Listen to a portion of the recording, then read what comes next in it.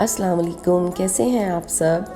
I hope आप सब लोग ठीक ठाक होंगे। और अब तो रमज़ान का लास्ट वाला अशरा, आखिरी अशरा चल रहा है। ईद की तैयारियां स्टार्ट हो गई होंगी, तो उसके लिए मैंने सोचा आज हम शीर खुरमा बना लेते हैं, जो ईद की स्पेशल किस्म की डिश है जिससे स्टार्ट होती है ईद। तो चले आए अच्छा सा शीर खुरमा बनाते हैं और उस आलमंड क्रंच तैयार करते हैं। उसके लिए मैंने 1/4 कप चीनी ली है। उसको हम इसमें पैन में डाल के स्लो फ्लेम पे मेल्ट कर लेने हैं। बस मेल्ट करना है चीनी को, जितना बेज सा कलर आ जाए, डार्क कलर नहीं करना।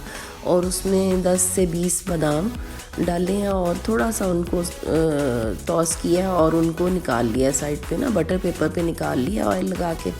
और उसी पैन को साफ़ करके ना टिश्यू से पोंछ लिया मैंने, और उसमें 2 टेबलस्पून ऑयल डाल के, तो ये हाफ़ कप से थोड़ी ज़्यादा है और 1 कप से कम है वर्समाली सवई। ये जो बारीक सवैयाँ होती हैं ना, वो वाली सवई हैं।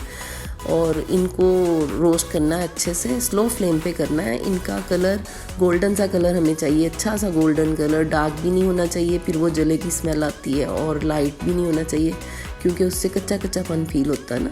तो अच्छा सा इनको रोस्ट करना है। और इसमें डालना है दूध। 3 कप हम रेगुलर दूध डालेंगे इसमें एक्चुअली 3 तरह के दूध जाएंगे। 3 कप हमने ये रेगुलर दूध डाला है ना, और इसमें सब्ज़ इलायची तोड़ के तो वो डाल दिए और इसको पकाएंगे।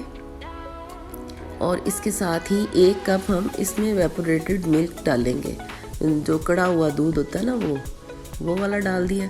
और 1/4 कप दूध में ना 1 टीस्पून से थोड़ा ज़्यादा है, 1 टेबलस्पून बल्कि उससे कम, आधा टेबलस्पून कस्टर्ड पाउडर डाल के तो उसको मिक्स किया। और ये जो सवैयाँ हैं ये तकरीबन पक गई, क्योंकि बारीक सी सवैयाँ थी ना तो जल्दी पक जाती हैं। तो उनको ना उसमें थोड़ा थोड़ा उस बैटर में डाल के, ये कस्टर्ड पाउडर का बैटर जो है ना, हल्का हल्का थोड़ा थोड़ा करके पोर कर दिया और मिक्स किया है अच्छे से।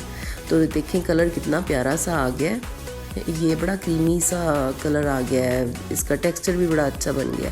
और उसमें 1/4 कप मलाई, रेगुलर दूध की जो मलाई है वो ऐड की और पकाया है। इसको पकाने का अमल चल रहा है, वो चूल्हा स्लो फ्लेम पे चल रहा है, वो बंद नहीं किया हमने।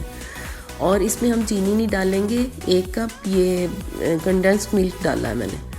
तो इसको अच्छे से बाउल से निकाल लेंगे ताकि ये वेस्ट ना हो। कंडेंस्ड मिल्क मैंने आपसे शेयर की हुई है, इसकी रेसिपी आप जाके देख लें, लिंक मैं डाल दूँगी डिस्क्रिप्शन बॉक्स में, आप चेक कर लीजिएगा। नहीं तो फिर बाज़ार से 1 कैन ले लें, वो 1 कैन पूरा जाएगा। इसमें हम चीनी नहीं डाल रहे। तो वो रेगुलर जो नट्स हमने कलेक्ट करके रखे हुए थे थोड़े से वो डाल देंगे, 1 मुट्ठी भर इसमें डालेंगे, बाकी सारे गार्निशिंग के लिए रखेंगे। और ये चंद कतरे मैंने डाले हैं सेफ्रॉन एसेंस के। तो सेफ्रॉन मेरे पास नहीं था, अगर आपके पास भी नहीं है तो एसेंस डाल दें, अगर वो भी नहीं है तो स्किप कर दें इजीली, कोई मसला नहीं है।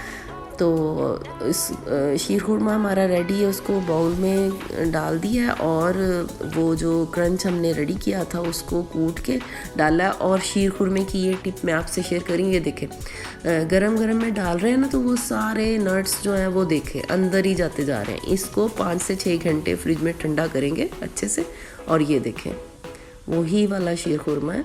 तो अच्छे से वो होल्ड कर रहा है, ये सारी चीज़ें ऊपर सरफेस पे रह रही हैं। पहले तो वो सारी अंदर ही चली गई थी।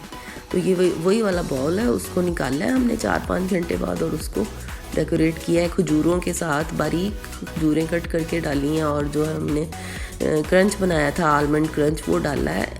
और ये देखें इसकी लुक कितनी मज़ेदार, कितनी ज़बरदस्त लुक है। और इसमें गुलाब की पत्तियाँ भी सूखी हुई मैंने डाली थी साफ़ करके, तो उसका भी बहुत अच्छा फ्लेवर भी आता है और अरोमा भी आता है, खुशबू होती है बहुत प्यारी रोज़ पेटल्स की। तो आप ये रेसिपी ट्राई करें। आई होप आपको ये शीर खुरमे की रेसिपी बहुत अच्छी लगेगी। और मुझे बताएं आप में से कौन कौन शीर खुरमा लाइक करता है और कौन कौन नहीं लाइक करता, ज़रूर बताइए।